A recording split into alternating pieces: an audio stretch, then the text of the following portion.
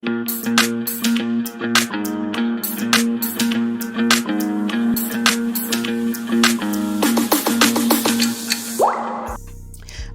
ba Adf batandise ku relocatingira mu bitundu bya Mount Rwenzori.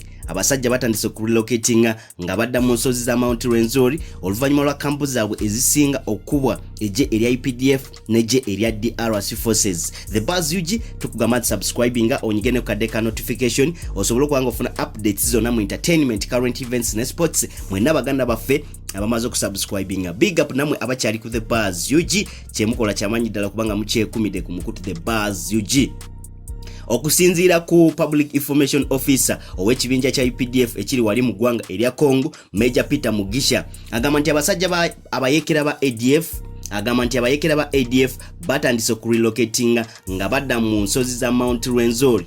Yagamba nti abasajja batandise ku relocatinga olw'ensonga nti kampu zaabwe ezisinga zaakubwa wali mu ggwanga erya Congo, mu bibira by'eggwanga erya Congo gye bali bawangalira kampu zaabwe abasajja bazicapturing abasajja ba UPDF neje erya DRC forces, era yensonga lwaki batandise okudduka. Wabula agamba nti obuzibu obuliwo mu bitundu gye bayitira nga badduka nga badda mu nsozi za Mount Rwenzori, abantu babulijjo be basangayo abamu babata n'abamu ne babawamba forcefully ne bagenda nabo.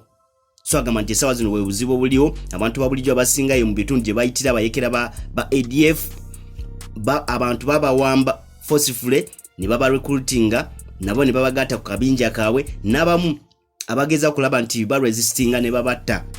Naye agamba nti bagenda maaso n'okulaba nti babayiga, era agamba nti phase 2 eya operation Sujja egenda mu maaso. So agamba nti balina okulaba nti bakola ekisoboka okulaba nti bayiga bana bayekera ba ADF. Agamba nti bana basajja bayitira mu bitundu nga Kikinji, Mwenda ne Mutwanga bye bitundu bye bayitiramu okulaba nti bari locatinga nga badda mu nsozi za Mount Rwenzori. So agamba nti abasajja bano bagenda kulaba nti bakola ekisoboka okulaba nti babayiga yonna gye badda. Agamba nti ne bwe banadda mu nsozi za Mount Rwenzori babasajja ba UPDF neje erya DRC forces bo bagamba nti bagenda kukola ekisoboka okulaba nti bakuba abayekera bano okulaba nti abantu bafuna emirembe mu ggwanga erya Uganda ne mu ggwanga erya Congo. Era esawa zino wenjogerera operations ziri successful, era n'abamu ku ba top commanders b'abayekera ba ADF batandise okukwatibwa. So ekyo kikulagira ddala nti abasajja bano bakoze omulimu ogw'amaanyi, tuba tulina okulaba nti tubawa credit, naye bo bakyagenda mu maaso n'okulaba nti bayiga abayekera bano aba ADF.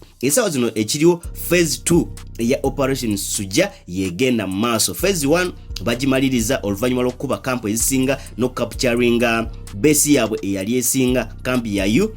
Awo operation phase 1 ne basobola kubayi ne bagamba nti bagimaze, kati esawa zino bali ku operation bali ku phase 2 eya operation Sujja, naye bagamba nti sofa buli kimu kitambula bulungi. Bagamba nti pressure gye bataddeko ku buyekera bwa ADF, era yensonga lwaki obusajja buno butandise ku relocatinga nga buvaayo mu bibira by'eggwanga erya Congo nga bugeza kudda mu nsozi za Mount Rwenzori. Naye bagamba nti bagenda bugoberera paka babukube bakimanye nti ekibinja ky'abayekera ba ADF tekikyaliwo.